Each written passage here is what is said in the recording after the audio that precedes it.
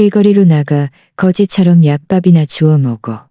레스토랑 테이블에 앉으려 할 때 아들 지훈이 나에게 고함을 질렀다. 나는 깊이 숨을 들이쉬고 웨이터 민호에게 고개를 끄덕인 후 놀랄 만큼 침착하게 대답했다. 글쎄, 그렇다면 여기를 떠나야 할 사람은 바로 너희들이야. 내 입에서 나온 이 말이 나 자신조차도 의외였다. 금과의 레스토랑 안의 모든 손님들이 우리를 돌아보았다. 지훈은 얼어붙었고 얼굴은 수치심으로 붉게 물들었다. 아들이 몰랐던 것은 나의 진짜 정체였다. 내 이름은 영숙, 올해 65세. 그리고 그날 밤 모든 것이 영원히 바뀔 터였다. 하지만 내가 어떻게 그 순간까지 오게 되었는지 먼저 이야기해 주겠다. 왜냐하면 그 말을 내뱉은 후에 벌어진 일은 그 누구도, 정말 그 누구도 예상치 못했기 때문이다. 모든 것은 3시간 전 지훈에게서 걸려온 전화 한 통으로 시작되었다. 엄마, 서울 시내 최고의 레스토랑에서 식사 대접하고 싶어요. 축하할 일이 있는데 엄마도 함께 해주셨으면 해요. 그의 목소리는 평소와 달랐다. 거의 조롱하는 듯한 뉘앙스가 있었지만 나는 늘 그랬듯이 아들이 마침내 나를 그의 성공적인 삶의 일부로 받아들이려는 것이라고 믿고 싶었다. 그날 밤 나는 아주 정성껏 차려입었다. 몇 년 전에 샀지만 거의 입지 않았던 가장 좋은 비치색 원피스를 꺼내 입었다. 머리를 단정하게 빗고 가벼운 화장도 했다. 심지어 어머니가 남겨주신 진주 귀걸이까지 착용했다. 성공한 아들 앞에서 단정하게 보이고 싶었다. 지훈은 스스로도 사업에서 크게 성공했다. 그는 중요한 회사의 지역 부장으로 최고급 주택가에 큰 집을 소유하고 있었다. 그의 아내 서연은 항상 비싼 옷을 입었지만 즉 자신의 어머니에게는 점점 더 냉담하고 멀어져 갔다. 나는 밤 8시에 금과의 레스토랑에 정시에 도착했다. 새하얀 테이블보, 크리스탈 와인잔, 연미복을 입은 웨이터들이 있는 지극히 우아한 곳이었다. 그런 곳에서는 저녁 식사 한 끼에 1인당 4명만 원이 넘게 들었다. 지훈은 전혀 몰랐지만 이곳은 나에게 매우 익숙한 곳이었다. 지훈의 테이블을 물었을 때 웨이터 민호는 나를 위아래로 훑어보았다. 나의 초록색 원피스는 가장 좋은 옷이었지만 그곳의 다른 여성 손님들의 우아한 복장에 비하면 훨씬 소박해 보였다. 네, 손님. 이쪽으로 오시죠. 그는 직업적인 미소를 지으며 나에게 말했다. 나는 그를 따라 테이블 사이를 걸어갔고 모든 호기심 어린 시선이 나에게 집중되는 것을 느꼈다. 몇몇은 소곤거렸다. 아마 나 같은 여자가 이렇게 고급스러운 곳에서 뭘 하느냐고 생각했을 것이다. 지훈은 이미 서연과 함께 중앙 테이블에 앉아 있었다. 서연은 값비싼 붉은색 원피스를 입고 있었고 보석들을 레스토랑 조명 아래 반짝였다. 다가갔을 때 나는 가슴이 철렁 내려앉는 사실을 하나 발견했다. 내 자리가 없었다. 안녕, 아들. 나는 약간 어색한 미소를 지으며 말했다. 그가 일어나 나를 안아주거나 하다못해 어디에 앉아야 할지 설명해 주기를 기대하면서 지훈은 나를 보았지만 그의 얼굴에 떠오른 미소는 눈까지 닿지 않았다. 아, 오셨어요? 그는 일어나지도 않았고 다정한 인사도 건네지 않았다. 서연은 심지어 접시에서 고개도 들지 않았다. 내 의자는? 나는 점점 더 불편해지는 것을 느끼며 물었다. 엄마 의자요? 지훈은 웃었다. 하지만 그것은 기쁜 웃음이 아니었다. 잔인하고 냉정한 웃음이었다. 엄마, 제가 엄마를 식사에 초대한 게 아니에요. 엄마를 부른 건 성공한 사람들이 어떻게 사는지 보여주려고요. 엄마와 우리 사이의 차이점을 깨닫게 해주려고요. 나는 마치 주먹으로 배를 맞은 것 같았다. 옆 테이블 사람들이 우리에게 더 주의를 기울이기 시작했다. 아들, 무슨 말인지 모르겠구나. 나는 간신히 품위를 유지하려 했으며 중얼거렸다. 모르겠다고요. 지훈은 목소리를 높였다. 엄마, 자신을 봐요. 그리고 이 장소를 봐요. 엄마가 정말 여기에 어울린다고 생각해요. 우리는 매주 이 레스토랑에 와요. 우리 한 끼 식사 비용이 엄마 한 달 생활비보다 더 많이 들어요. 서연이 마침내 입을 열었다. 시선은 여전히 음식에서 떨어지지 않았다. 지훈 씨, 그렇게 심하게 말하지 마세요. 어머님도 일부러 그러신 건 아니잖아요. 그게 엄마 모습인 걸 어쩌겠어. 그 말은 내 아들의 말보다 더 가슴 아팠다. 그 수치심은 너무나 강렬해서 눈물이 핑 돌았다. 하지만 그들이 모르는 사실이 있었다.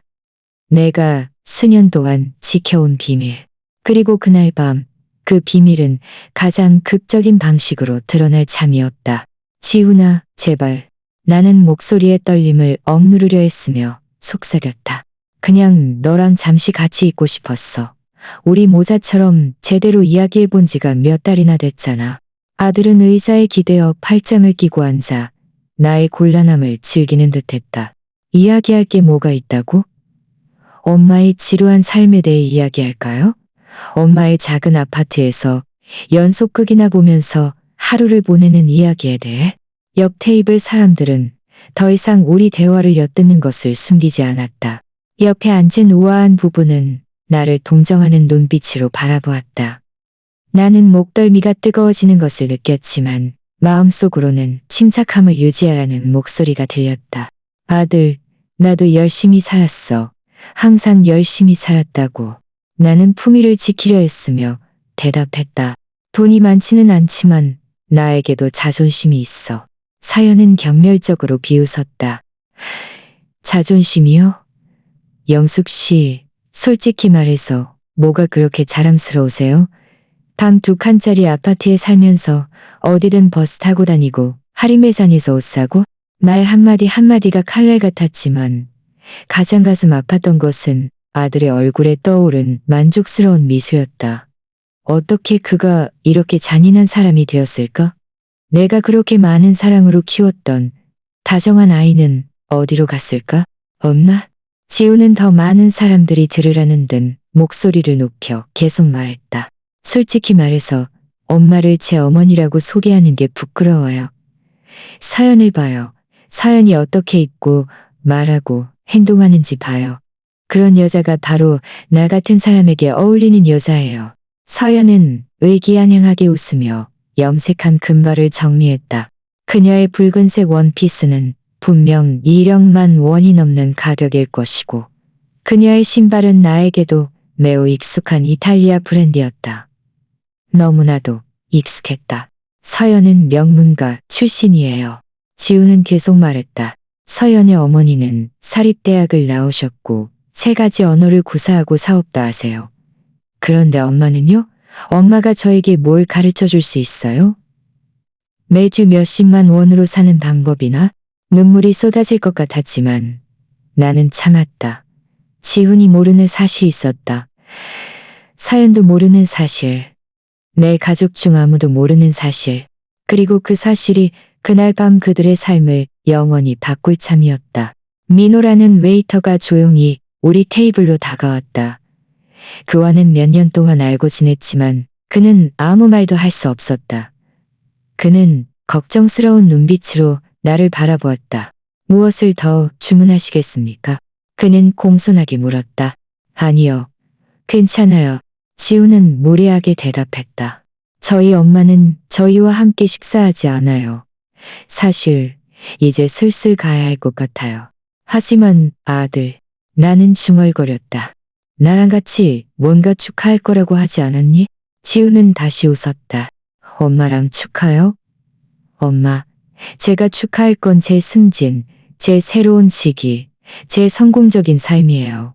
제가 제 출신을 상기시키는 사람과 함께 축하하고 싶을 거라고 생각해요.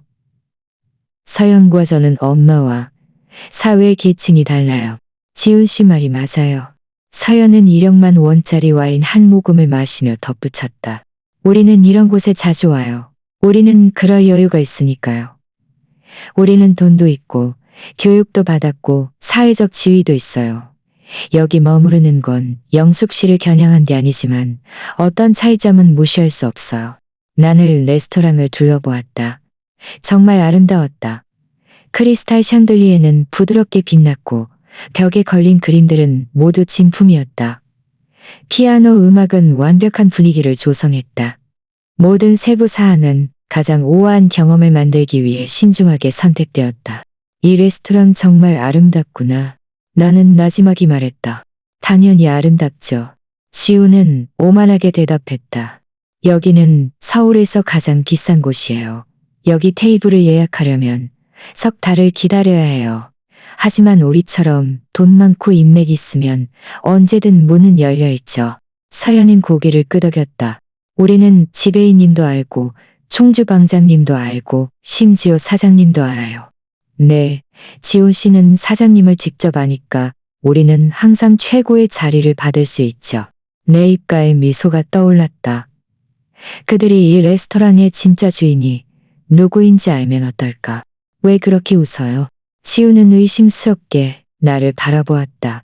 제가 현실 세계가 어떻게 돌아가는지 설명해 주는 게 그렇게 우스워요? 아니, 아들. 나는 침착하게 대답했다. 그냥 한 가지를 생각하고 있었어. 네 말이 맞다는 걸. 정말 어떤 차이점은 무시할 수 없다는 걸. 너희들이 모르는 차이점. 하지만 오늘 밤 그 차이점들은 아주 분명해질 거야. 지훈과 서연은 당황한 듯 서로를 바라보았다. 내 말투가 바뀌었다. 그들이 알던 겸손하고 순종적인 어머니의 모습이 아니었다. 무슨 말을 하는 거예요? 서연은 약간 불안하게 물었다. 내가 대답하기도 전에 다른 웨이터가 테이블로 다가왔다. 최 지배인이었다. 쉰 대쯤 되는 흠잡을 데 없는 정장 차림에 우아한 태도를 지닌 남자였다. 안녕히 주무세요. 그는 공손하게 인사했다. 테이블은 괜찮으신가요? 지우는 의자에 똑바로 앉으며 지배인의 관심을 받는 것에 분명히 으스케하는 듯했다. 모든 게 완벽합니다. 최 지배인님. 늘 그랬듯이 서비스는 아주 훌륭해요. 최 지배인은 전문적인 미소를 지었지만 그의 시선이 나와 마주쳤을 때 나는 스쳐 지나가는 아라곰의 번뜩임을 알아차렸다. 그는 내가 누구인지 알고 있었다. 물론 그렇게 말씀해 주시니 매우 기쁩니다. 최 지배인은 대답한 후 곧바로 나를 향했다. 손님, 오늘 밤 즐거우셨습니까? 이 질문은 무심해 보였지만 그 뒤에는 다른 의미가 숨어 있었다. 지우는 눈치채지 못했지만 나는 알아차렸다. 최 지배인은 나의 신호를 기다리고 있었다. 최 지배인님. 나는 단호한 목소리로 말했다. 이제 사장님을 불러야 할 때인 것 같아요. 여기 즉시 처리해야 할 상황이 생겼거든요. 최 지배인은 천천히 고개를 끄덕였다. 마치 밤새도록 이 말을 기다렸다는 듯이. 네, 손님. 사장님께서 곧 오실 겁니다. 지우는 눈살을 찌푸렸다. 이 대화에 분명히 당황한 듯했다. 사장님이라니? 무슨 말이에요? 엄마가 여기 지배인님을 알아요? 서연도 어리둥절해 보였다. 영숙 씨, 어떻게 최 지배인님을 아세요? 나는 미소를 지었지만 대답하지 않았다. 그저 다음 몇 분을 기다렸다. 그것은 내 인생에서 가장 중요하고 아들의 인생에서 가장 충격적인 순간이 될 터였다. 그동안 지우는 그의 전형적인 오만한 태도로 최 지배인에게 돌아섰다. 이봐요, 최 지배인님. 여기서 무슨 일이 벌어지는지 모르겠지만 저희 엄마가 요즘 좀 혼란스러우세요. 가끔 말도 안 되는 소리를 하시죠. 나이가 드셔서 말이죠. 최 지배인은 그의 전문적인 미소를 유지했지만 아무런 언급도 하지 않았다. 그의 침묵은 테이블 위의 분위기를 더욱 긴장시킬 뿐이었다. 왜 대답을 안 하세요? 지훈은 재차 물었다. 정말 저희 엄마를 아세요? 지훈 씨. 최 지배인은 조심스럽게 대답했다. 사장님께서 오셔서 모든 질문을 해소해 주시는 게 좋을 것 같습니다. 서연은 지훈에게 몸을 기울여 속삭였다. 이상해요. 어머님 행동이 너무 이상해요. 제정신이 아니라고 생각하지 않으세요? 그녀의 목소리는 내가 들을 수 있을 만큼 컸지만 나를 상처 입히지 않았다. 오히려 나에게 더 큰 힘을 주었다. 몇 분 후에 그녀가 자신의 말 한마디를 후회하게 될 것을 알았기 때문이다. 근처 테이블 사람들은 이미 이 긴장감을 눈치챘다. 몇몇 손님들의 식사를 멈추고 조용히 무슨 일이 벌어지는지 관찰하고 있었다. 대화의 웅성거림은 점차 줄어들었고 마치 레스토랑 전체가 무언가를 기다리는 듯했다. 지우는 초조해지기 시작했다. 엄마, 이건 너무 말도 안 돼요. 무슨 속임수를 쓰는 건지 모르겠지만 이제 그만둬요. 서영과 저는 조용히 저녁을 즐기고 싶어요. 조용히? 나는 반복했다. 내 목소리는 지난 세월 동안 그들이 나에게 주었던 고요한 만큼이나 단호했다. 친아들에게 낯선 사람 취급받던 그 고요함처럼. 그만해요. 지우는 테이블을 주먹으로 내리치며 고함을 질렀다. 와인잔이 흔들렸다. 몇몇 사람들이 완전히 우리를 돌아보았다. 엄마가 소란을 피우고 있어요. 이 중요한 사람들 앞에서 저를 망신주고 있잖아요. 서연은 지훈의 팔에 손을 얹으며 말했다. 진정해요, 여보. 모두가 우리를 보고 있어요. 맞아요. 지훈은 일어서며 분노와 수치심으로 얼굴이 붉어졌다. 엄마, 지금 당장 나가주세요. 엄마가 제 밤을, 제 축하를, 제 명성을 망치고 있어요. 나는 여전히 앉아 있었고 완전히 침착했다. 네 명성? 친어머니를 쓰레기 취급하는 사람의 명성 말이야? 엄마는 쓰레기가 아니에요. 지우는 소리쳤지만 그의 어조는 정반대였다. 엄마는 우리랑 다를 뿐이에요. 다른 세상에 속한 사람. 아무런 야망도 없는 사람들의 세상. 현실에 안주하는 사람들의 세상. 그 말들을 레스토랑 전체에 울려 퍼졌다. 어색한 침묵이 공간을 감쌌다. 웨이터들조차 하던 일을 멈추고 이 광경을 지켜보았다. 서연도 일어섰다. 영숙 씨, 제발요. 지훈 씨 말이 맞아요. 여기는 어머님과 어울리는 곳이 아니에요. 주위를 보세요. 다른 사람들이 어머님을 어떻게 보는지 보세요. 모두 어머님을 동정하는 눈빛으로 보고 있어요. 그녀의 말은 한 가지는 맞았다. 모두가 나를 보고 있었다.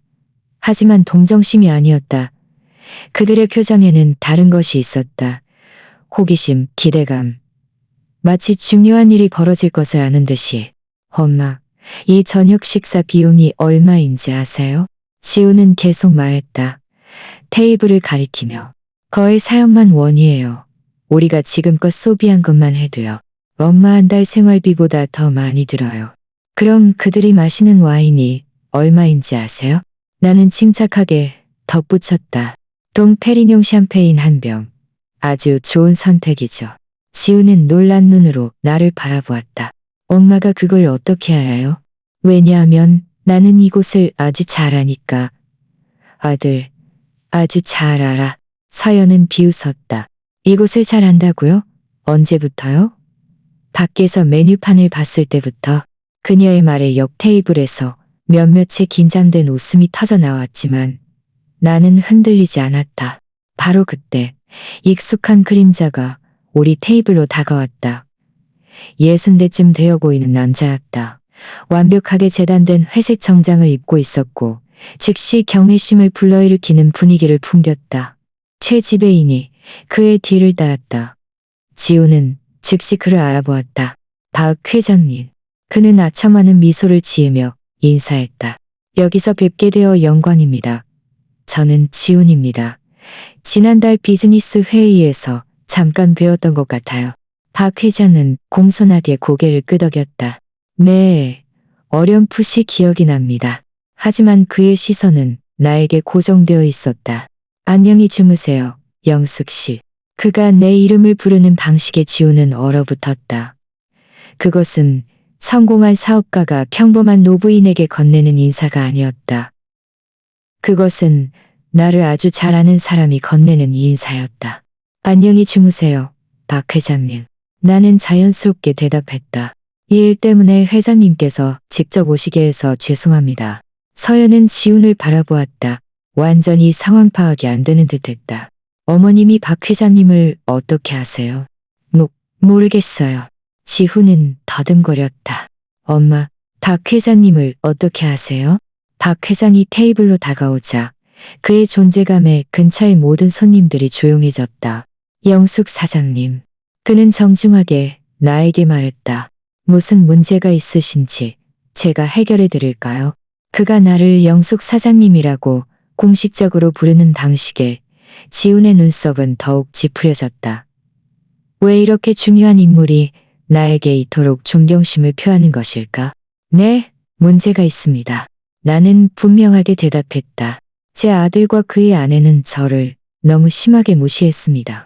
그들은 이 레스토랑에서 저를 공공연히 모욕했고, 제가 여기에 어울리지 않는다며 나가라고 요구했습니다. 박 회장은 심각하게 고개를 끄덕였다. 알겠습니다. 그럼 제가 어떻게 처리해 드리기를 원하십니까? 잠깐만요, 박 회장님. 지우는 다급하게 말을 가로막았다. 이건 오해입니다. 저희 엄마가 과장하고 있어요. 저는 그냥 이곳이 엄마에게는 좀 고급스럽다는 걸 설명해주고 있었을 뿐이에요. 박 회장은 차갑게 지훈에게 돌아섰다. 어머님에게는 너무 고급스럽다고요? 어머님께서 이 레스토랑에 머무를 자격이 없다고 말씀하시는 겁니까? 그런 게 아니에요. 지훈은 항의했다. 그냥 엄마가 여기 저녁 식사를 감당할 수 없다는 거죠. 엄마는 매주 몇십만 원으로 살아요. 이건 엄마의 경제력을 넘어서는 일이에요. 서연은 힘껏 고개를 끄덕였다. 맞아요. 우리가 박한 게 아니라 솔직하게 말하는 거예요. 이곳은 엄청나게 비싸요. 박 회장은 다시 나를 보았다. 그게 사실입니까, 영숙 씨? 이곳에서 식사할 여유가 없으십니까? 내 얼굴에 느릿한 미소가 번졌다. 내가 몇 년 동안 기다려온 순간이었다. 아들이 그의 어머니의 진짜 정체를 알게 될 순간. 박 회장님. 나는 의자에서 일어나며 말했다. 그건 어떻게 보느냐에 달렸죠. 나는 가방에서 몇 달 동안 들고 다니며 완벽한 사용 시기를 기다리던 봉투를 꺼냈다. 나는 그것을 테이블 위에 치운 바로 앞에 놓았다. 그게 뭐예요? 서연이 의심스럽게 물었다. 열어봐. 나는 지훈에게 말했다. 열어서 그 안에 뭐라고 쓰여 있는지 읽어봐. 지훈은 떨리는 손으로 봉투를 집어들었다. 서연은 내용을 보려고 몸을 기울였다. 지훈이 서류를 읽기 시작하자 그의 얼굴은 왁스처럼 창백해졌다. 아니, 이건 말도 안 돼. 그는 중얼거렸다. 뭐라고 쓰여 있는데? 서연은 초조하게 물었다. 지훈의 어깨 너머로 서류를 보려 했으면서 뭐가 말도 안 된다는 거예요. 지훈은 떨리는 목소리로 크게 읽었다. 소유권 증서. 금괄 레스토랑 소유주 영숙. 구입일 2018년 3월 15일. 그 뒤를 이어 귀청이 터질 듯한 침묵이 흘렀다. 근처 테이블 사람들은 더 이상 못 들은 척하지 않았다. 몇몇은 심지어 자리에서 일어나 무슨 일이 벌어지는지 보려 했다. 서연은 지훈의 손에서 서류를 낚아챘다. 이건 분명 가짜야. 분명 장난일 거야. 영숙 씨, 이 서류들은 위조된 거예요. 박 회장은 헛기침을 했다. 서연 씨, 제가 장담하건대 그 서류들은 완전히 진짜입니다. 영숙 사장님은 이 레스토랑의 소유주이시며 심지어 서울 시내 다른 이곳의 레스토랑 사장님도 맞습니다. 다른 이곳의 레스토랑이라고요? 지우는 여전히 충격에 빠져 소리쳤다. 엄마, 말도 안 돼요. 엄마는 작은 아파트에 살고 버스 타고 다니고 할인 매장에서 옷을 사는데 나는 다시 자리에 앉았다. 지난 몇 년 동안 어느 때보다도 강력하다고 느꼈다. 맞아, 아들. 나는 소박하게 살아. 내가 그렇게 선택했으니까. 하지만 그게 내가 돈이 없다는 뜻은 아니야. 얼마나 많은 돈이요? 서연이 거의 들리지 않는 목소리로 물었다. 박 회장이 나를 대신해 대답했다. 영숙 사장님의 순자산은 약 2억여 원입니다. 그분의 레스토랑들은 매년 거의 5억여 원의 수익을 창출하고 있습니다. 지우는 충격을 받은 듯 의자에 주저앉았다. 단 2억여 원이라니. 왜요? 서연은 중얼거렸다. 왜 우리에게 한 번도 말하지 않았어요? 나는 의자에 기대어 아들과 며느리의 충격과 혼란스러운 얼굴을 바라보았다. 왜냐하면 나는 내 주변 사람들의 진짜 성품을 알고 싶었거든. 그들이 나라는 사람을 사랑하는지 아니면 내가 가진 것을 사랑하는지 알고 싶었어. 하지만 지우는 더듬거렸다. 저는 엄마 아들이잖아요. 어떻게 저에게 그렇게 오랫동안 숨길 수 있어요? 어떻게 너에게 숨길 수 있냐고? 나는 수년 동안 억눌렸던 분노로 가득 찬 목소리로 반복했다. 오늘 밤 이 모든 것을 듣고 나서도 정말 그 질문을 나에게 하는 거야? 나는 다시 일어섰다. 이번에는 완전히 다른 자세였다. 나는 더 이상 겸손하고 순종적인 노부인이 아니었다. 나는 맨손으로 제국을 건설한 성공적인 여성 사업가였다. 지훈아, 지난 5년 동안 네가 사업에서 성공한 이후로 너는 완전히 변했어. 너는 오만하고 경멸적이며 네가 어디서 왔는지 잊어버렸어. 너는 내가 내 모습, 내 옷차림, 내 생활 방식 때문에 부끄러워하게 만들었어. 근처 테이블 사람들은 옹성거리기 시작했다. 몇몇은 조용히 휴대폰을 꺼내 무슨 일이 벌어지는지 녹화하려는 듯했다. 작년 크리스마스를 기억하니? 나는 계속 말했다. 네가 나에게 네 파티에 오지 않는 게 좋겠다고 말했잖아. 내가 너의 중요한 손님들과 어울리지 않는다고. 지우는 자리에서 움츠러들었다. 엄마, 저는 그리고 6개월 전 서연의 생일. 너는 나에게 복장 규정이 있어서 내 옷이 그 자리에 어울리지 않는다고 말했지. 서연은 내 시선을 피했다. 분명히 매우 당황한 듯했다. 그동안 나는 계속 말했다. 너희들은 내가 가난하고 짐이 되고 너희들을 망신시키는 사람이라고 생각했어. 그리고 오늘 밤 너희들은 나에 대한 내 추측을 정확히 증명했어. 최 지배인이 조용히 다가와 내 귓가에 속삭였다. 영숙 사장님, 그들을 레스토랑에서 내보내드릴까요? 내가 대답하기도 전에 지훈이 휙 일어섰다. 잠깐만요. 엄마가 그렇게 돈이 많으면 왜 그렇게 살았어요? 왜 저에게 말하지 않았어요? 우리는 가족이잖아요. 가족? 나는 비웃었다. 하지만 그것은 행복한 웃음이 아니었다. 가족이라니, 지훈아. 15분 전에는 나에게 길거리로 나가 거짓처럼 밥이나 빌어먹으라고 소리쳤잖아. 가족이 그렇게 하는 거야? 서연이 끼어들려고 했다. 영숙 씨, 우리가 일찍 알았더라면, 너희들이 일찍 알았더라면 뭐. 나는 그녀의 말을 끊었다. 너희들이 내가 돈이 있다는 걸 일찍 알았더라면 나를 존중했을 거라고? 그게 너희들이 가족의 정을 정의하는 방식이야? 경제적 상황에 기반한 조건부적인 존중? 근처 테이블에서 일제히 웅성거리는 소리가 들려왔다. 분명 다른 손님들은 이 드라마를 즐기고 있었고 많은 사람들이 내 편에 서 있는 듯했다. 엄마, 제발. 지훈이 간청했다. 우리 집에 가서 이야기해요. 사적인 자리에서요. 사적인 자리에서? 나는 레스토랑 주위를 가리켰다. 방금 몇 분 전 네가 사람들 앞에서 나를 모욕했던 것처럼 네가 이 모든 증인들 앞에서 내가 여기에 어울리지 않는다고 말했던 것처럼 말이야. 박 회장이 나에게 다가왔다. 영숙 사장님, 모든 사업체의 총지배인으로서 제가 어떤 구체적인 조치를 취하기를 원하시는지 여쭤봐야겠습니다. 지우는 절망적으로 박 회장에게 돌아섰다. 박 회장님, 제발요. 제 어머니입니다. 해결책이 있을 겁니다. 젊은이. 박 회장은 차갑게 대답했다. 당신은 이 가게의 주인을 모욕하고 수치심을 주는데 30분을 보냈습니다. 게다가 수십 명의 증인들 앞에서 그렇게 했습니다. 서연은 울기 시작했다. 우리는 몰랐어요. 우리가 사장님인 줄 알았더라면 절대 뭐? 나는 그녀의 말을 끊었다. 절대 나를 무시하지 않았을 거라고? 너희들은 돈 있는 사람만 존중하는구나. 그게 어떤 가치관이야? 근처 테이블의 한 오한 신사가 천천히 박수를 치기 시작했다. 곧 다른 사람들도 동참했다. 그것은 조롱하는 박수가 아니었다. 감탄의 박수였다. 나의 입장, 나의 품위, 그리고 내가 이 상황을 처리하는 방식에 대한 박수였다.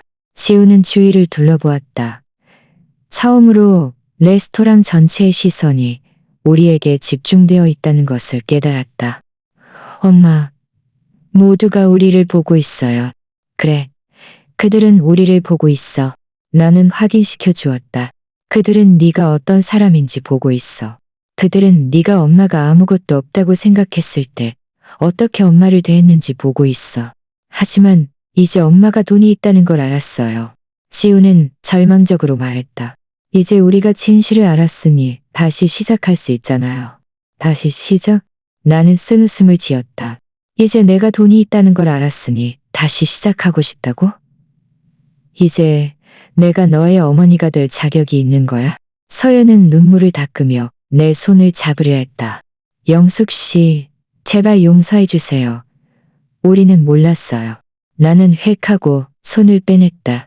서연아, 1시간 전에는 네가 지훈이가 나를 자기 어머니라고 소개하는 것을 부끄러워한다고 말했잖아. 내가 교육도 없고 사회적 지위도 없고 돈도 없어서 여기에 있을 자격이 없다고 말했지? 기억나니? 그녀는 비참하게 고개를 끄덕였다. 네 말이 한 가지는 맞았어. 우리 사이에는 무시할 수 없는 차이점이 있어. 하지만 네가 생각하는 그런 종류의 차이점은 아니야. 나는 레스토랑 중앙으로 걸어갔다. 모든 사람들이 나를 분명히 보고 들을 수 있도록. 내 목소리에는 아들 앞에서 한 번도 보여준 적 없는 권위가 담겨 있었다. 손님 여러분, 나는 레스토랑 전체에 말했다. 저녁 식사를 방해해서 죄송합니다. 하지만 방금 일어난 일의 증인으로서 여러분이 전체 이야기를 아는 것이 필요하다고 생각합니다. 온 공간이 조용해졌다. 웨이터들조차 하던 일을 멈추고 귀 기울였다. 지우는 나를 막으려 일어서려 했지만 박 회장이 단호한 손으로 그의 어깨를 눌러앉혔다. 제 이름은 영숙입니다. 저는 이 레스토랑의 주인입니다. 나는 계속 말했다.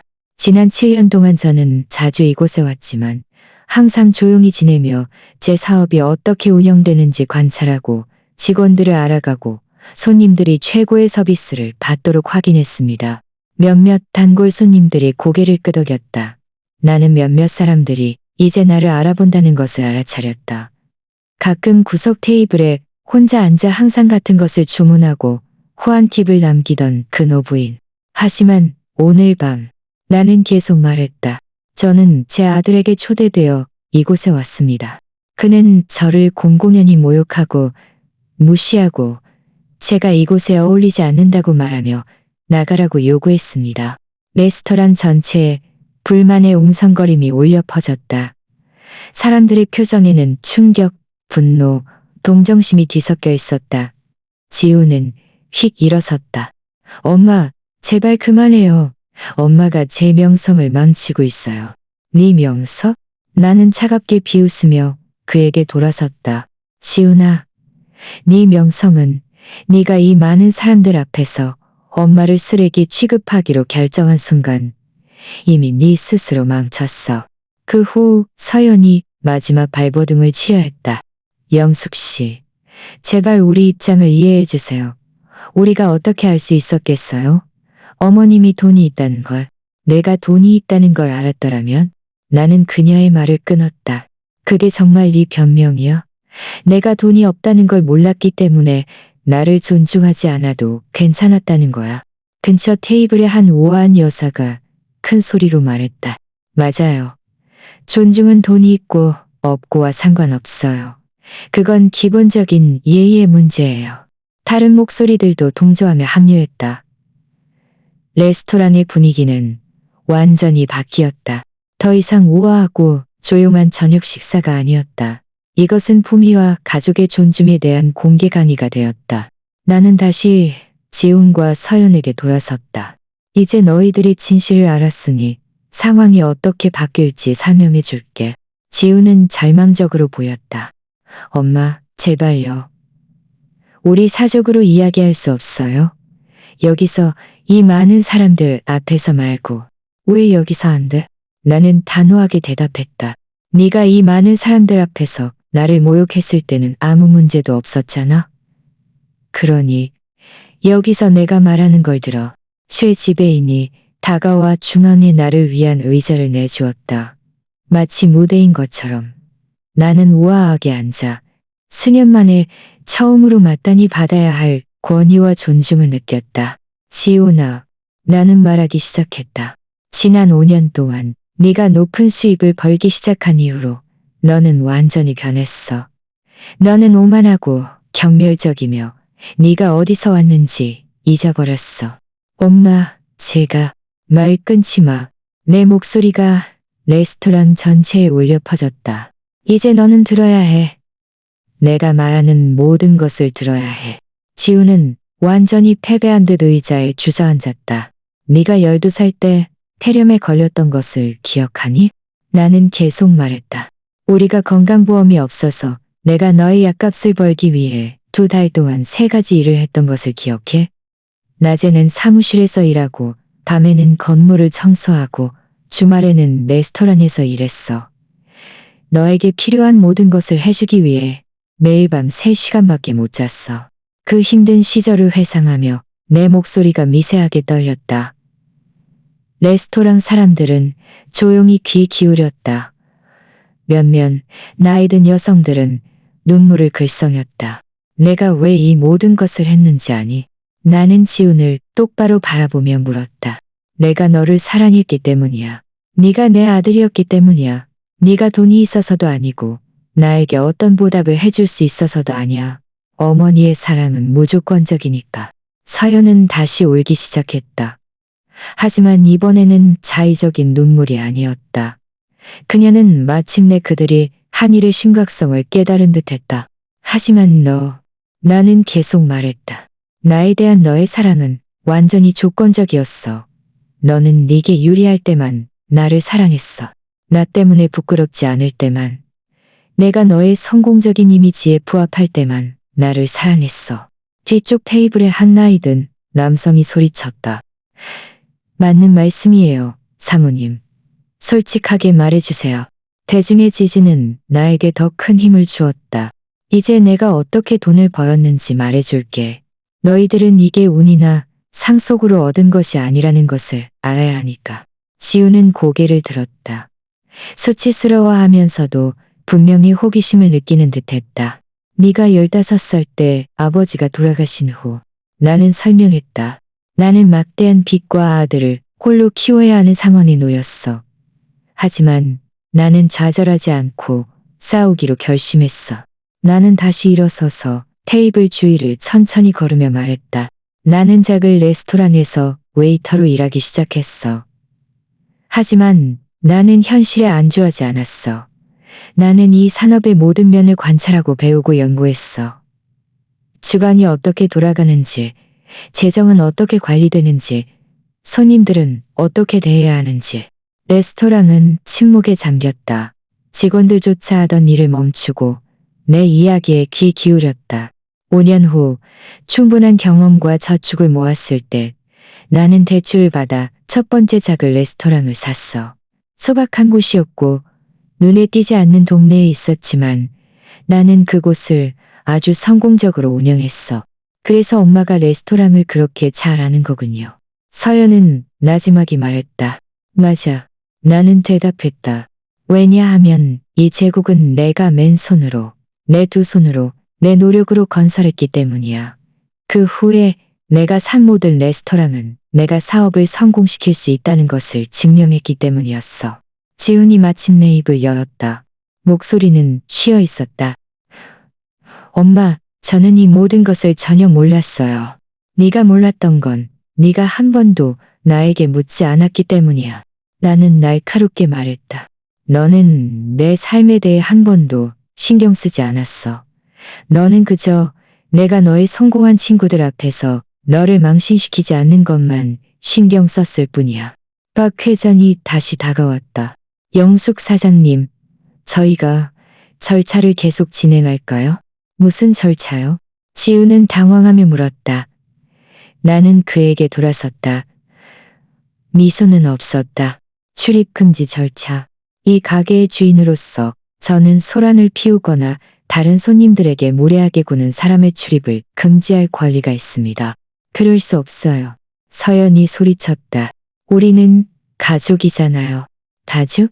나는 웃었다. 1시간 전에는 너희들이 내가 충분히 훌륭하지 못해서 너희 가족이 될 자격이 없다고 말했잖아. 이제 내가 돈이 있다는 걸 아니까 갑자기 우리가 다시 가족이 된 거야? 몇몇 테이블에서 열렬한 박수갈채가 터져나왔다. 식사를 하던 손님들은 분명 정의가 실현되는 것을 즐기고 있었다. 지우는 절망적으로 일어섰다. 제발 용서해 주세요. 우리가 바뀔 수 있어요. 우리가 더 잘할 수 있어요. 너희들이 바뀔 수 있다고? 나는 반복했다. 너희들이 더 잘할 수 있다고? 지훈아, 문제는 너희들이 바뀔 수 있는지 없는지가 아니야. 문제는 너희들이 내가 돈이 있다는 걸 안 후에야 바뀌고 싶어 한다는 거야. 나는 그에게 다가섰다.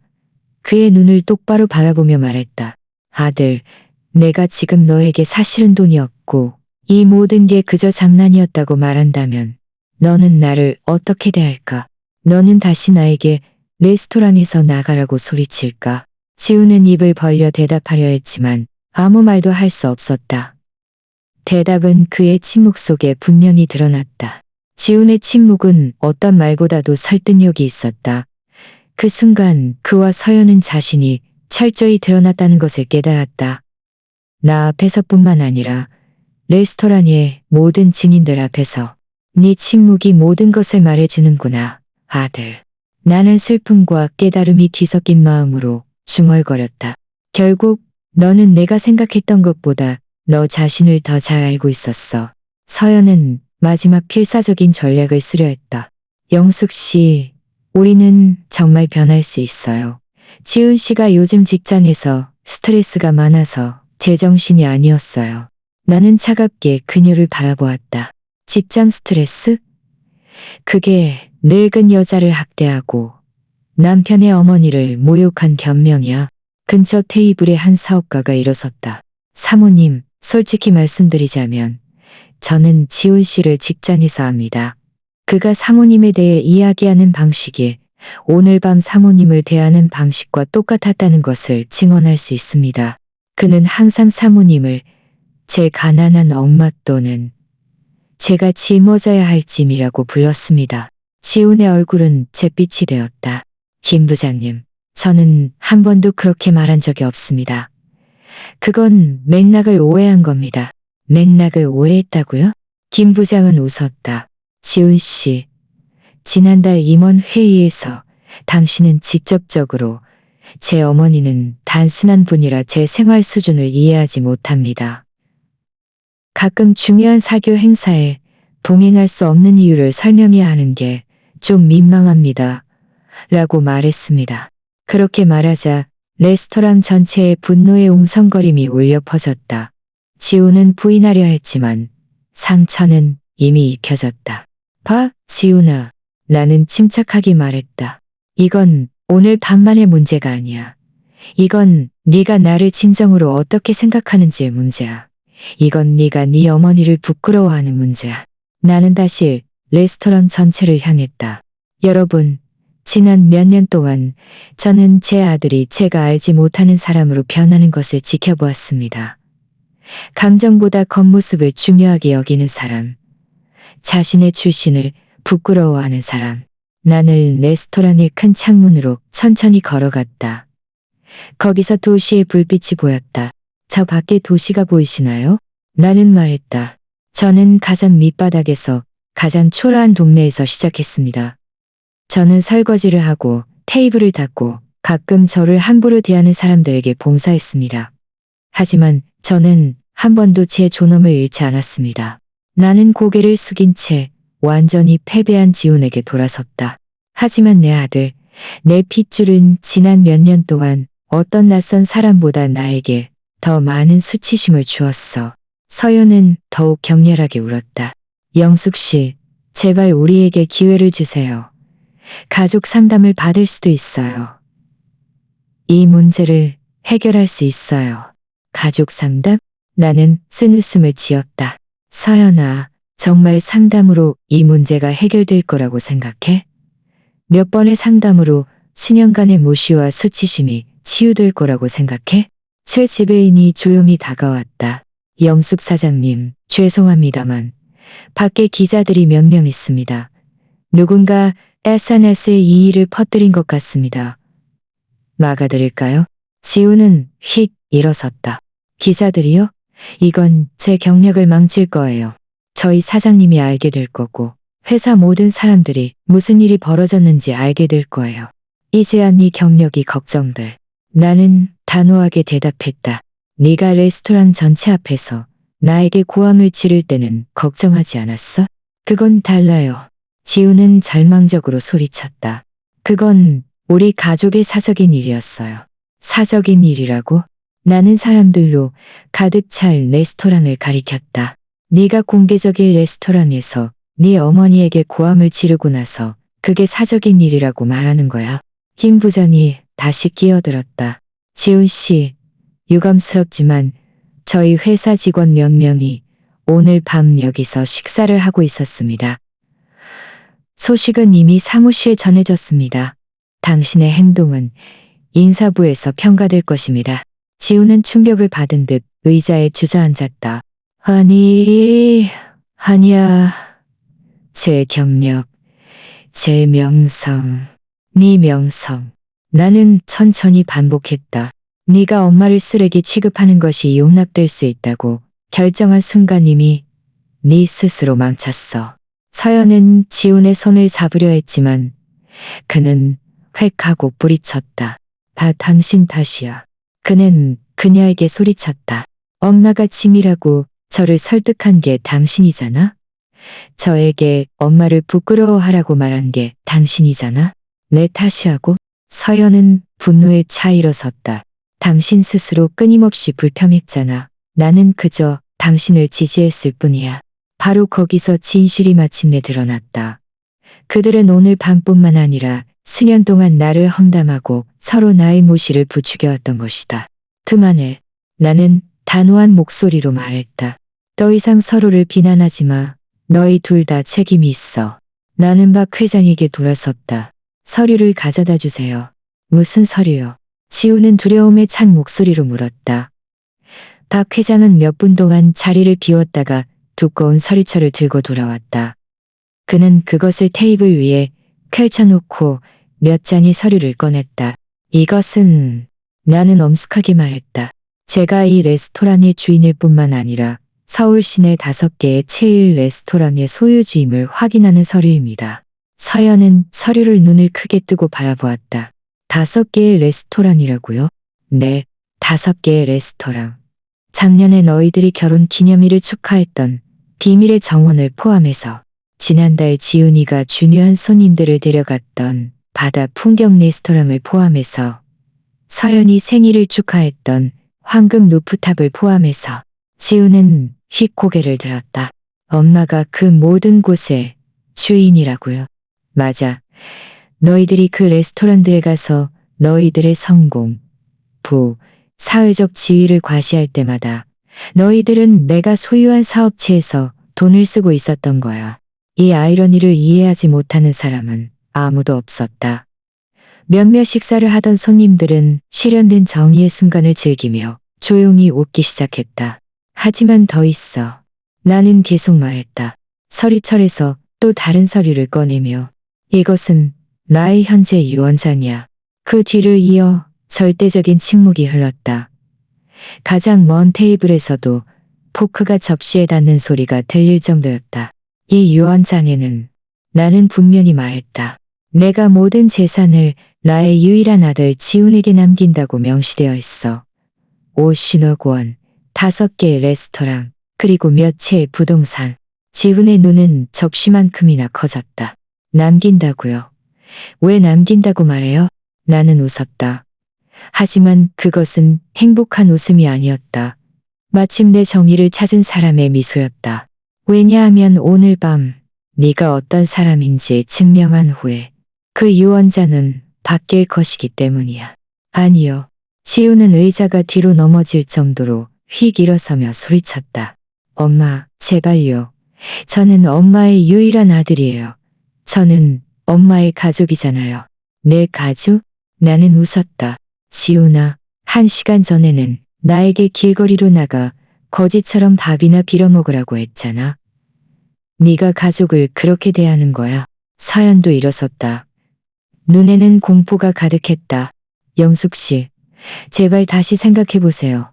지훈 씨가 실수를 했지만 여전히 어머님의 아들이에요.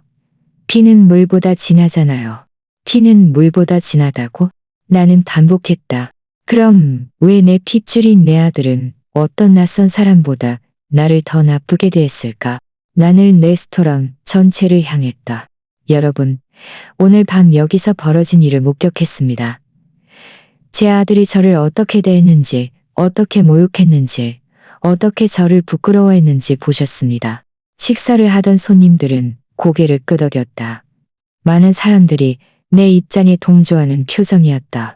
그렇다면 나는 계속 말했다. 여러분은 그 결과도 목격하게 될 겁니다. 나는 가방에서 휴대폰을 꺼내 지훈이 모르는 번호로 전화를 걸었다. 안녕히 주무세요. 이 변호사님. 네, 영숙입니다. 지난주에 준비한 서류를 가지고 금과 레스토랑으로 즉시 와주셔야겠습니다. 네, 매우 급합니다. 새로운 유언장이요. 지훈은 얼어붙었다. 새로운 유언장? 엄마가 이미 새로운 유언장을 준비했다고? 나는 전화를 끊었다. 그의 눈을 똑바로 바라보며 말했다. 지훈아, 네가 정말 이게 나를 모욕한 첫 번째라고 생각하니? 지난 몇 년 동안 네가 나를 어떻게 대했는지 내가 눈치채지 못했을 거라고 생각했어. 서연이 절망적으로 끼어들었다. 하지만 영숙 씨, 너무 극단적이라고 생각하지 않으세요? 지훈 씨는 어머님의 유일한 아들이잖아요. 극단적이라고? 나는 억눌린 분노로 그녀에게 돌아섰다.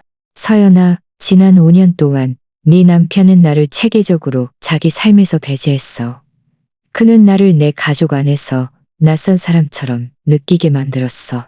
나는 레스토랑 주방으로 걸어갔다. 모든 사람들이 내 목소리를 분명히 들을 수 있도록. 내 목소리에는 나 자신조차 놀랄 만한 권위가 담겨 있었다. 내가 돈이 있는데도 왜 소박하게 살았는지 알고 싶나요? 나는 모두에게 물었다. 왜냐하면 나는 한 가지를 증명하고 싶었기 때문입니다. 나를 사랑한다고 말하는 사람들이 나라는 사람을 사랑하는지 아니면 내가 가진 것을 사랑하는지 보고 싶었습니다. 이해의 웅성거림이 테이블 사이로 퍼져나갔다. 사람들은 나의 사회적 실험의 깊이를 이해하기 시작했다. 7년 동안 나는 계속 말했다. 저는 평범한 아파트에 살면서 소박한 옷을 입고 버스를 타고 다니며 평범한 은퇴자처럼 행동했습니다. 제가 무엇을 발견했는지 아시나요? 지우는 점점 커지는 두려움으로 나를 바라보았다. 마침내 자신이 한 일의 심각성을 깨달은 듯이. 저는 제 아들이 저를 부끄러워한다는 것을 발견했습니다. 그는 저를 짐으로 여긴다는 것을 발견했습니다. 그는 부유한 친구들에게 가난한 어머니가 있다는 것을 설명하기보다 저를 그의 삶에서 배제하는 것을 선호한다는 것을 발견했습니다. 눈물이 내 눈가에 맺히기 시작했지만 내 목소리는 여전히 단호했다. 자기 아들이 결혼식에 오지 말라고 요구하는 기분이 어떤지 아시나요? 그 장소의 수준과 어머님이 어울리지 않기 때문이라고 말이죠. 몇몇 테이블에서 일제히 숨을 들이쉬는 소리가 들려왔다. 몇몇 나이든 여성들은 가슴에 손을 얹었다. 분명히 내 말에 깊이 감동받은 듯했다. 지훈의 얼굴은 창백해졌다. 엄마, 저는 한 번도 그렇게 말한 적이 없어요. 없다고? 나는 휴대폰을 꺼내 메시지를 뒤적였다.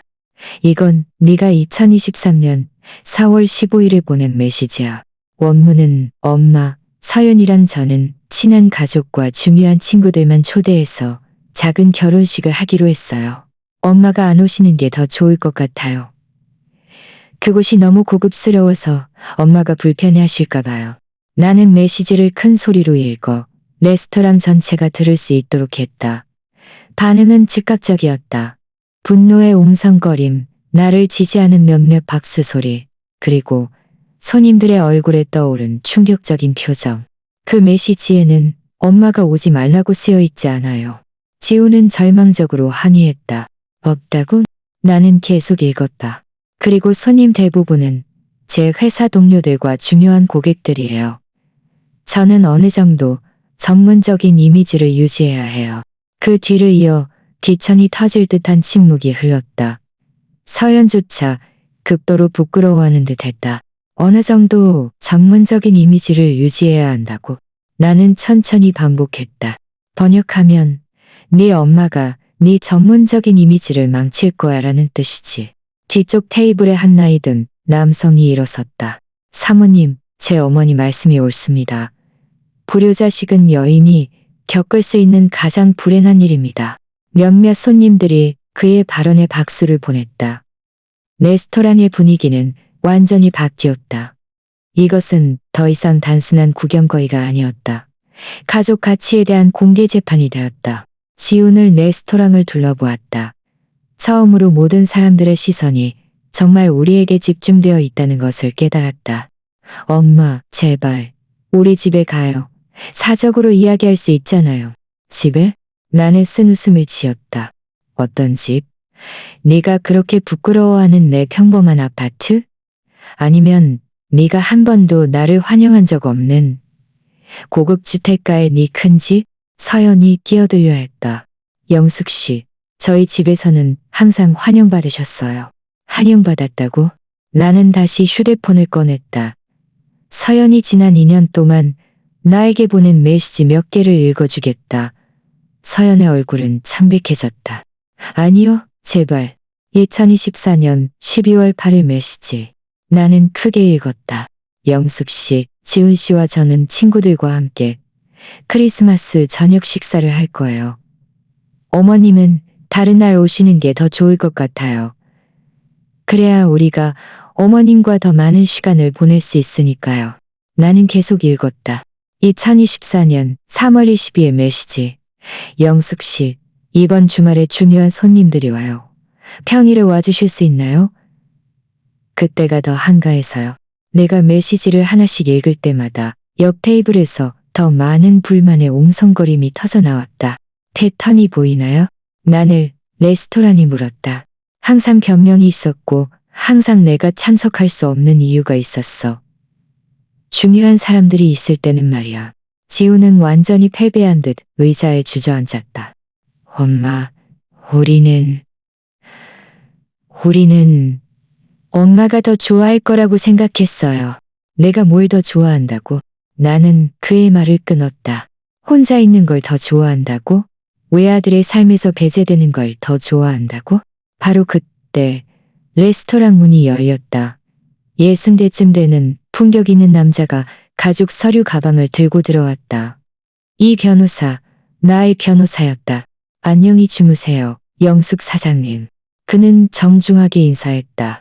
요청하신 서류를 가져왔습니다. 지호는 휙 일어섰다. 무슨 서류요?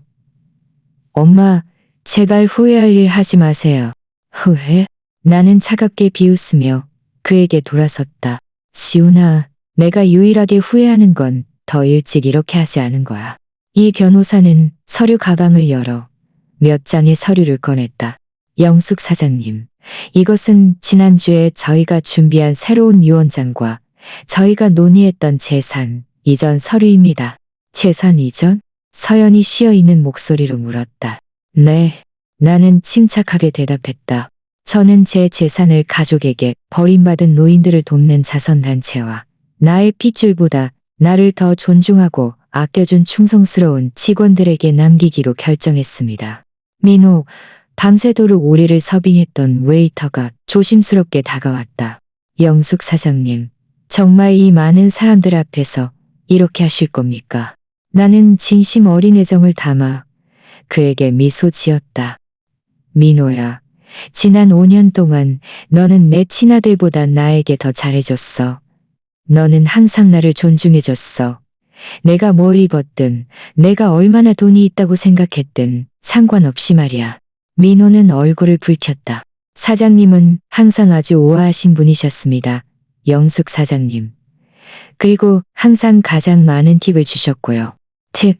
지우는 당황한 눈으로 나를 바라보았다. 무슨 팁이요? 네 어머니는 항상 1억만 원씩 팁을 주셨습니다, 젊은이. 그리고 항상 우리 가족과 우리의 어려움에 대해 물어보셨죠. 민호는 대답했다. 사장님은 저희의 가장 관대하고 친절한 손님이셨습니다. 지우는 입을 벌렸지만 아무 소리도 내지 못했다. 분명히 이것 또한 그가 예상하지 못했던 폭로였다. 맞아. 나는 확인시켜 주었다. 지난 몇 년 동안 네가 내가 매주 몇십만 원으로 산다고 생각할 때 나는 도움이 필요한 직원들을 재정적으로 돕고 있었고 자선단체에 기부하고 있었으며 어려운 가정들을 지원하고 있었어. 얼마나 많은 돈을 기부했어요. 서연이 중얼거렸다. 지난 5년 동안. 나는 대답했다. 나는 약 1억억 원을 다양한 목적에 기부했어. 이 돈으로 사치스러운 삶을 살 수도 있었겠지만 나는 다른 사람들을 돕는 데 쓰는 것을 선호했어. 몇몇 테이블에서 열렬한 박수갈채가 터져나왔다. 식사를 하던 손님들은 분명 나의 자선 행위에 동의하는 듯했다. 너희들이 내 가난을 부끄러워할 때 나는 계속 말했다. 나는 내 돈으로 좋은 일을 하고 있었어. 너희들이 내가 충분히 우아하지 않다고 나를 배척할 때 나는 너희들보다 언제나 더 관대했어. 지우는 절망적으로 일어섰다. 엄마, 그건 다 좋아요. 하지만 저는 엄마 아들이에요. 저는 엄마의 유일한 가족이잖아요. 엄마가 모든 돈을 낯선 사람들에게 남길 수는 없어요. 낯선 사람이라고? 나는 웃었다. 지훈아, 민호가 너보다 나를 더 잘 알아. 최 지배인이 너보다 나를 더 존중해. 내 레스토랑 직원들은 지난 5년 동안 너보다 나에게 더 많은 애정을 보여줬어. 나는 이 변호사에게 돌아섰다. 변호사님, 서류를 준비해 주세요. 오늘 밤 새로운 유언장에 서명할 겁니다. 안 돼. 지우는 소리치며 서류가 놓인 테이블로 다가가려 했다. 엄마가 그럴 수 없어요. 저는 엄마 아들이에요. 저에게 권리가 있어요. 최 지배인이 단호하게 끼어들었다. 젊은이, 진정하세요. 영숙 사장님은 자신의 재산을 자신의 뜻대로 처분할 완전한 권리가 있습니다. 이건 미쳤어요. 서연은 히스테리하게 울었다. 영숙 씨, 지훈 씨가 실수를 했지만 모든 상속권을 잃어서는 안 돼요. 나는 서류가 놓인 테이블에서 멀지 않은 곳에 멈춰 서서 천천히 서연에게 돌아섰다. 실수라고? 너는 5년 동안 계속된 모욕을 실수라고 부르는구나. 이 변호사는 주 테이블에 서류를 놓았다. 모든 사람들이 볼 수 있도록. 영숙 사장님, 진행하기 전에 한 가지 여쭤봐야겠습니다.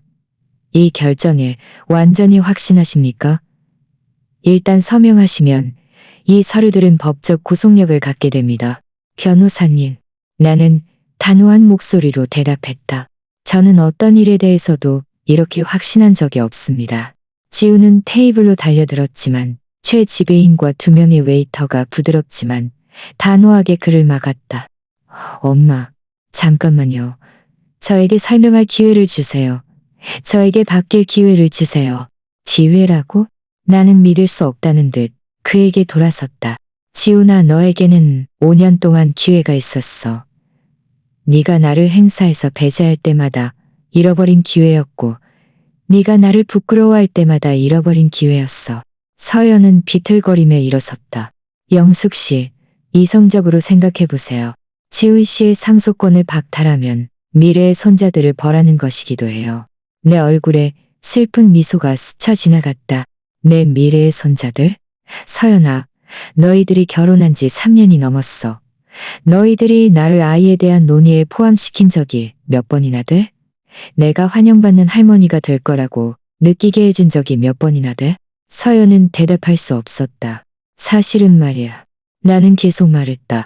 너희들은 내가 너희 미래에 아이들의 삶의 일부가 되는 것을 원하지 않았어. 너희들은 가난하고 교육받지 못한 할머니가 너희 성공한 아이들의 성장에 영향을 미치는 것을 원하지 않았어. 레스토랑 전체에 이해의 웅성거림이 울려 퍼졌다. 식사를 하던 손님들은 분명 내 말의 논리를 이해하는 듯했다. 이 변호사는 서류를 펼쳤다. 네, 영숙 사장님. 이것은 새로운 서류입니다.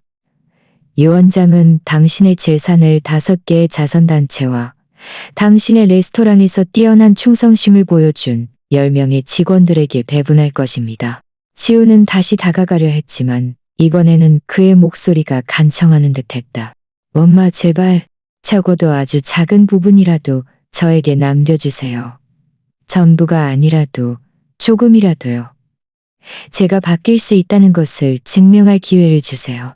나는 펜을 멈췄다. 아주 작은 부분? 그래서 너는 이 경험에서 아무것도 배우지 않고 편안하게 계속 살 수 있다는 거야? 아니요. 지훈은 항의했다. 제가 교훈을 얻었다는 것을 증명할 수 있도록요. 엄마를 되찾을 수 있도록요. 서윤은 눈물을 글썽이며 나에게 다가왔다. 영숙 씨, 지훈 씨에게 기회를 주세요. 그에게 조건을 걸고 엄마의 용서를 얻도록 해주세요. 나는 아들을 바라보았다. 그는 눈이 붉고 얼굴이 지쳐 있었다. 수년 만에 처음으로 나는 그에게서 오랫동안 보여주었던 피상적인 오만이 아닌 진정한 취약성을 보았다. 조건이라고? 나는 천천히 반복했다. 어떤 종류의 조건? 지훈의 눈에 희망이 솟아났다. 엄마가 원하는 어떤 조건이든요. 무엇이든요. 저는 필요한 모든 것을 할 거예요. 이 변호사는 나를 의문스러운 눈으로 바라보았다. 영숙 사장님, 이 선택지를 논의하고 싶으십니까? 조건부 유언장을 만들 수 있습니다. 나는 테이블 주위를 천천히 걸으며 다양한 가능성을 고려했다. 레스토랑 전체는 침묵에 잠겨 나의 결정을 기다렸다. 좋아. 나는 마침내 입을 열었다. 네가 정말 기회를 원한다면 지훈아, 이것이 나의 조건이야. 지훈은 절망적으로 고개를 끄덕였다. 네, 무엇이든요. 첫 번째 조건. 나를 레스토랑 전체가 들을 수 있도록 분명히 선언했다. 다음 1년 동안 너와 서연은 예외 없이 매주 주말 요양원에서 자원봉사를 해야 해. 서연은 한이 아래 입을 벌렸지만 지훈이 그녀를 막았다. 받아들이겠습니다. 또 다른 조건은요? 두 번째 조건은 너는 네 큰 집에서 이사 나와야 해. 그리고 네가 내가 사았다고 생각했던 예산과 똑같은 월 2억만 원 예산으로 사야 해. 지훈은 얼굴이 창백해졌다. 하지만 제 주택대출은요? 제 생활비는요? 지훈아, 너는 네 어머니의 예산이라고 생각했던 것으로 살 수 없다는 거야. 이 발언의 옆 테이블에서 몇몇의 긴장된 웃음이 터져나왔다. 세 번째 조건. 나는 계속 말했다. 너는 내 레스토랑 중 한 곳에서 파트타임 웨이터로 일해야 해. 너는 다른 사람들에게 봉사하는 것이 어떤 것인지, 그리고 모든 사회 계층의 사람들을 존중하는 것이 무엇인지 경험해야 해. 웨이터로요. 서연은 공포에 질려 물었다. 하지만 지훈 씨는 부장이잖아요. 맞아. 나는 대답했다. 이제 그가 겸손을 배울 때가 된 거야. 지훈은 깊이 숨을 들이쉬었다. 받아들이겠습니다. 또 다른 조건은요? 네 번째 조건은 공개 사과문을 써야 해. 하나는 지역신문에 어르신들을 대하는 너의 행동에 대해 사과하는 내용으로, 다른 하나는 네 회사의 가족 가치관 부족에 대해 책임을 지는 내용으로. 지훈의 얼굴에서는 완전히 핏기가 가셨다. 엄마, 그건 제 경력을 망칠 거예요. 네 경력? 나는 웃었다. 지훈아, 오늘 밤 여기서 벌어진 일을 겪고 나면 네 경력은 이미 망가졌어. 이건 적어도 네가 품위 있게 그것을 만회할 기회를 줄 거야. 지훈의 동료인 김 부장이 일어섰다. 죄송합니다, 영숙 사장님. 하지만 제가 말씀드려야 할 것 같습니다. 회사에서는 이미 지훈 씨의 정직을 고려하고 있습니다. 오늘 밤 그의 행동은 저희 모든 기업 가치에 위배됩니다. 지훈은 절망적으로 그에게 돌아섰다. 김 부장님, 제발요. 저는 너무 후회합니다. 재훈 씨, 김 부장은 단호하게 대답했다. 우리 회사는 가족, 존중, 그리고 개인의 진실성을 중요하게 여깁니다. 오늘 밤 여기서 본 것은 용납할 수 없습니다. 나는 지훈에게 돌아섰다. 봐. 네 경력은 이미 위태로워. 내 조건은 적어도 네게 속죄할 길을 줄 거야. 그럼 다섯 번째 조건은요? 지훈은 쉬어있는 목소리로 물었다. 5번째 조건은 가장 중요해. 나는 엄숙하게 말했다. 1년의 시험 기간 동안 너와 서연은 매주 나를 찾아와야 해. 내가 돈이 있어서가 아니라 내가 너의 엄마이기 때문이야. 너희들은 나와 시간을 보내고 나를 진정으로 알아가고 나라는 사람을 이해해야 해. 그건 그렇게 어렵지 않은데요? 서연이 중얼거렸다. 나는 그녀에게 돌아섰다. 서연아, 네가 나와 진정한 대화를 나눈 지가 언제니? 나의 꿈, 나의 두려움, 나의 인생 경험에 대해 물어본 대화 말이야. 서연은 대답할 수 없었다. 그리고 6번째 조건이 뭔지 아니? 나는 덧붙였다. 6번째요? 지우는 긴장하며 물었다. 이 1년의 시험 기간 동안 너희들이 어떤 조건이라도 이행하지 않거나 돈 때문에 연기하는 것처럼 보인다면 원래의 유언장이 자동으로 효력을 발생할 거야. 모든 돈은 자선단체에 기부될 거야. 이 변호사는 고개를 끄덕였다. 그것은 완전히 합법적입니다. 영숙 사장님. 저희는 이 세부 사항들을 바탕으로 조건부 유언장을 만들 수 있습니다. 지우는 서연을 바라보았다. 그는 마지못해 고개를 끄덕였다. 모든 조건을 받아들이겠습니다. 엄마, 완전히 받아들이겠습니다. 좋아. 나는 말하며 펜을 들었다. 하지만 어떤 서류에 서명하기 전에 할 말이 한 가지 더 있어. 레스토랑 전체가 숨을 죽였다. 오늘 밤 여기서 일어난 일은 지울 수 없어. 네가 했던 말들, 네가 나에게 주었던 수치심, 네가 나에게 느끼게 했던 고통. 그것은 이미 우리 역사의 일부가 되었어. 지우는 눈물을 글썽이며 고개를 끄덕였다. 알아요. 정말 죄송합니다. 나에게 미안하다고 말하지 마. 나는 단호하게 대답했다. 다음 1년 동안 나에게 증명해봐. 네가 이 경험에서 정말 무언가를 배웠다는 것을. 나는 이 변호사에게 돌아섰다. 변호사님, 제가 언급한 모든 조건을 포함한 조건부 유언장을 준비해주세요. 물론입니다. 영숙 사장님. 그는 대답하며 글을 쓰기 시작했다. 변호사가 서류를 준비하는 동안 나는 다시 레스토랑 전체에 말했다. 여러분, 오늘 밤 여러분은 매우 중요한 교훈을 목격했습니다. 사람들이 존중보다 돈을 중요하게 여기고 물질적 성공과 인간의 가치를 혼동할 때 어떤 일이 벌어지는지 보셨습니다. 한 테이블에서 박수갈채가 시작되어 레스토랑 전체로 퍼져나갔다. 그것은 동의, 존중, 그리고 내가 이 상황을 처리하는 방식에 대한 감탄의 박수였다. 저는 바랍니다. 나는 계속 말했다. 여러분 모두가 가족과 소통할 때 오늘 밤을 기억하기를 바랍니다. 존중과 사랑에는 입장료가 없다는 것을 기억하기를 바랍니다. 박수 소리는 더욱 커졌고 몇몇 사람들은 일어서서 나에게 기립박수를 보냈다. 지훈이 조심스럽게 나에게 다가왔다. 엄마, 제가 안아드려도 될까요? 나는 오랫동안 그를 바라보았다. 지훈아, 포옹은 얻는 거야. 다음 1년 동안 너는 모든 포옹, 모든 미소, 모든 따뜻한 순간을 얻어야 할 거야. 그는 고개를 끄덕였다. 마침내 자신이 무엇을 잃었는지의 심각성을 깨달은 듯했다. 6달 후 새로운 시작. 모든 것이 변했던 그날 밤으로부터 6달 후 나는 금과 레스토랑이 같은 테이블에 앉아 있었다. 하지만 이번에는 분위기가 완전히 달랐다. 긴장도 고함도 수치심도 없었다. 그저 아들이 자신의 레스토랑에서 웨이터로 일하는 것을 바라보는 65세의 여인만 있을 뿐이었다. 지우는 쟁반을 들고 레스토랑의 검은색 유니폼을 입은 채 내 테이블로 걸어왔다. 그의 얼굴에는 더 이상 오만함이나 수치심이 없었다. 그의 눈에는 새로운 것이 있었다. 진정한 겸손함. 안녕히 주무세요, 영숙 사장님. 그는 나에게 말했다. 그의 얼굴에 떠오른 미소는 수년 만에 처음으로 진실되어 보였다. 오늘 밤 무엇을 주문하시겠습니까? 나는 미소 지었지만 침착함을 유지했다. 지훈아, 오늘 하루 어땠니? 힘들었어요. 그는 인정하며 내가 앉으라고 손짓한 후 내 맞은편 의자에 앉았다. 어떤 손님은 수프가 너무 뜨겁다고 저에게 소리쳤고 다른 손님은 물을 30초 늦게 가져다 줬다고 불평했어요. 또 어떤 여성분은 저를 아예 없는 사람 취급했고요. 그럼 기분이 어때? 나는 물었다.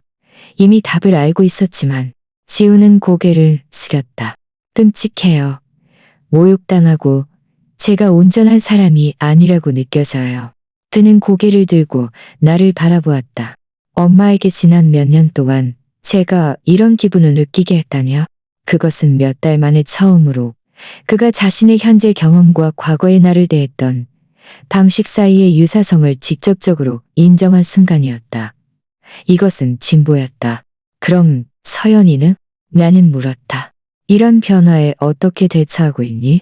제가 예상했던 것보다 훨씬 잘해요. 지우는 솔직하게 대답했다. 처음에는 작은 아파트에 제한된 예산과 요양원 자원봉사에 대해 많이 불평했어요. 하지만 몇 주 전 뭔가가 바뀌었어요.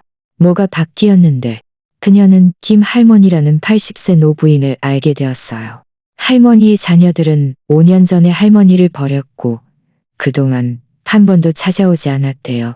지우는 잠시 멈췄다. 그의 눈이 살짝 촉촉해졌다. 서연이는 깨달았어요. 만약 자기가 계속 그런 길을 간다면 그 할머니의 처지가 미래의 자기 모습이 될 거라는 것을요. 내 마음이 따뜻해졌다. 서연이 이 상황에 대해 진정한 감정적 연결을 느꼈다는 것을 처음으로 들은 것이었다. 김 할머니는 서연이에게 자녀들이 돈이 필요할 때만 찾아온다고 말했대요. 지후는 계속 말했다. 그들은 식사하러 오겠다고 약속하지만 항상 갑자기 변명거리가 생겼고요.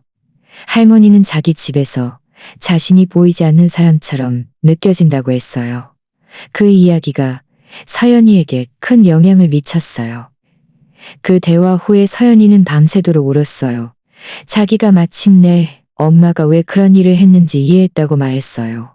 우리가 엄마를 김 할머니처럼 만들고 있었다고요. 최 지배인이 조용히 우리 테이블로 다가왔다. 영숙 사장님, 죄송합니다만 지훈 씨는 훌륭한 직원입니다. 항상 정시에 출근하고 모든 사람을 존중하며 대합니다. 손님들도 그의 서비스에 대해 긍정적인 피드백을 주셨습니다. 지우는 칭찬에 얼굴을 살짝 붉혔다. 감사합니다. 최 지배인님. 많이 배우고 있습니다. 최 지배인이 떠난 후 나는 아들을 주의 깊게 바라보았다. 지훈아, 솔직하게 한 가지 물어봐도 될까? 물론이죠, 엄마. 네가 이 모든 것을 단지 돈 때문에 하는 거니? 단지 상속권 때문에? 지우는 오랫동안 침묵했다. 이것은 내가 오랫동안 기다려왔고 적절한 시기에 던져야 할 질문이었다. 처음에는요.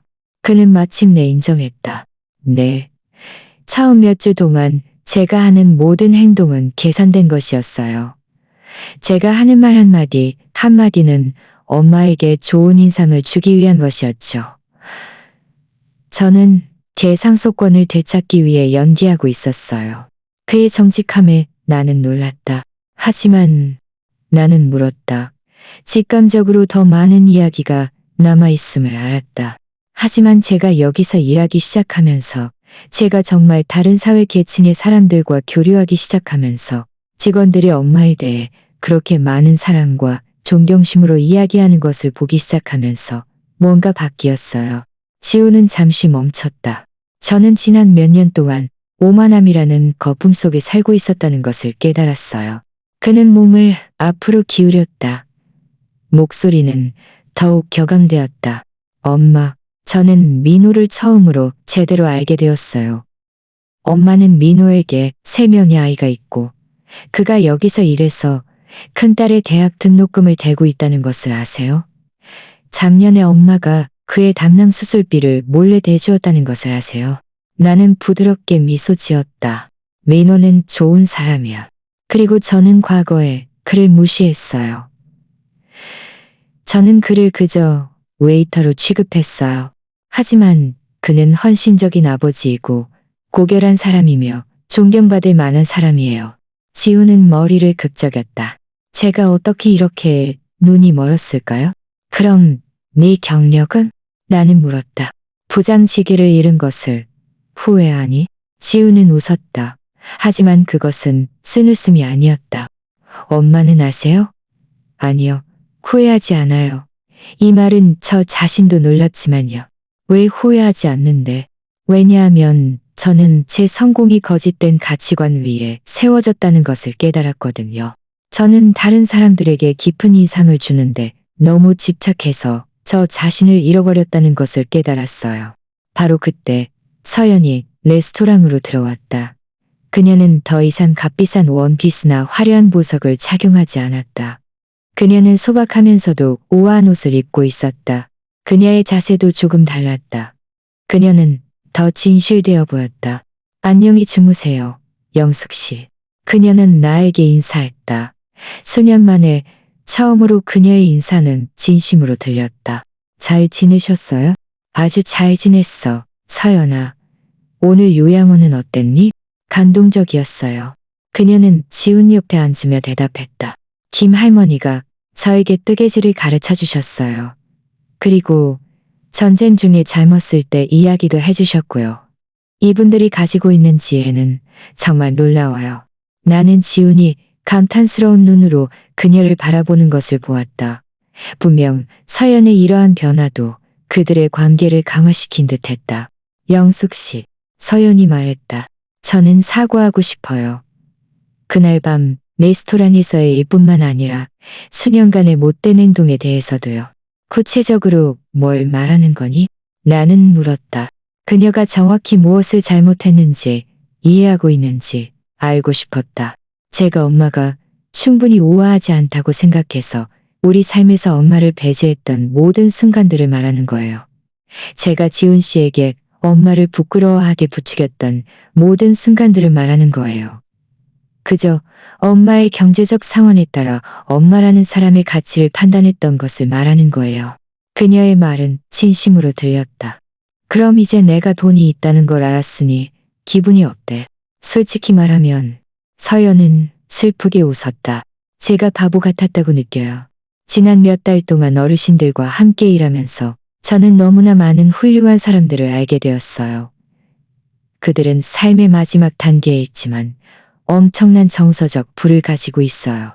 지우는 고개를 끄덕였다. 엄마, 우리는 배웠어요. 진정한 부는 은행에 있는 돈과 상관없다는 것을요. 나는 가방에서 봉투를 꺼내 테이블 위에 놓았다.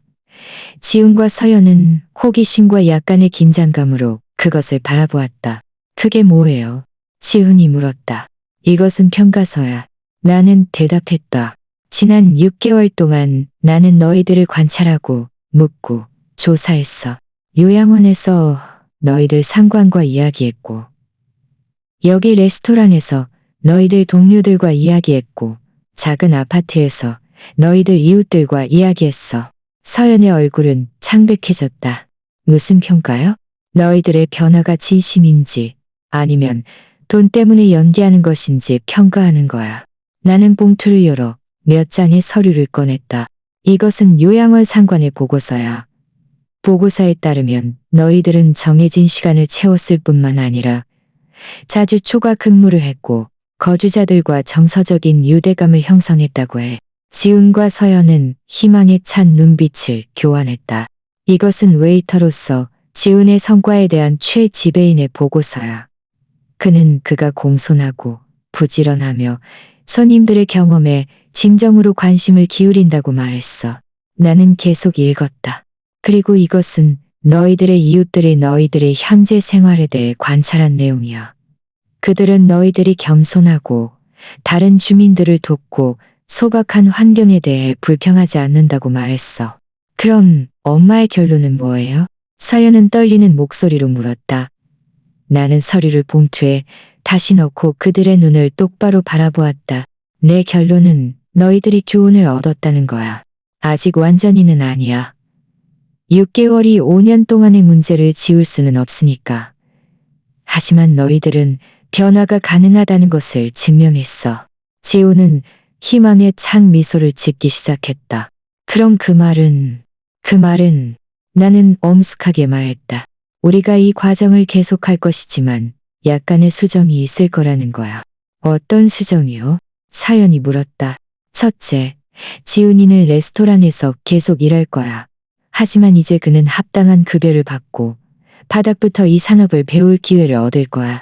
만약 그가 진정한 능력과 헌신을 보여준다면 궁극적으로는 관리직을 맡을 수도 있을 거야. 지훈은 열렬히 고개를 끄덕였다. 둘째, 너희들은 더 큰 아파트로 이사 가야 해. 하지만 이전의 생활 방식으로 돌아가서는 안 돼. 너희들은 편안하지만 소박하게 살아야 해. 셋째, 나는 계속 말했다. 우리는 가족처럼 함께 시간을 보내기 시작할 거야. 진짜 시간, 연기하는 게 아니라 우리는 평범한 사람들처럼 서로를 알아가야 해. 서연은 울기 시작했다. 하지만 이번에는 안도와 감사의 눈물이었다. 고마워요, 영숙 씨. 우리에게 이 기회를 주셔서 정말 고마워요. 아직 나에게 고마워하지 마. 나는 단호하게 말했다. 이것은 시작에 불과해. 너희들은 이 변화들이 영구적이라는 것을 계속 증명해야 해. 지훈은 내 손을 잡았다. 엄마, 한 가지 말씀드리고 싶어요. 엄마가 저에게 한 푼도 남기지 않기로 결정했더라도 지난 몇 달은 제 인생에서 가장 소중한 시간이었을 거예요. 저는 제가 어떤 사람이 되고 싶은지 배웠어요. 수년 만에 처음으로 나는 눈물이 자유롭게 뺨을 타고 흐르게 두었다. 지훈아, 아들아. 그게 내가 항상 너에게 듣고 싶었던 유일한 말이야. 나는 일어서서 6개월 전 모든 것이 변했던 레스토랑을 둘러보았다. 오늘 밤 그 잔인한 말들이 네 입에서 나왔을 때 나는 영원히 내 아들을 잃었다고 생각했어. 하지만 이제 나는 그를 잃지 않았다는 것을 알아. 그는 그저 오만함과 거짓된 가치관이 겹겹이 가려져 있었을 뿐이야. 지훈도 일어서서 내 눈을 바라보았다. 엄마, 이제 제가 엄마를 안아드려도 될까요? 나는 미소 지었다. 그날 밤 내가 했던 말이 생각났다. 포옹은 얻는 거야. 그래, 아들. 너는 이 포옹을 얻었어. 지훈이 나를 안았을 때 나는 수년 동안 느껴보지 못했던 것을 느꼈다. 어머니의 가치를 마침내 깨달은 아들의 무조건적인 사랑. 그의 돈 때문이 아니라 그에게 무엇을 줄 수 있어서가 아니라 그 사람 자체 때문이었다. 서연도 포옹에 합류했다. 오랫동안 처음으로 나는 정말 내가 가족을 가졌다고 느꼈다.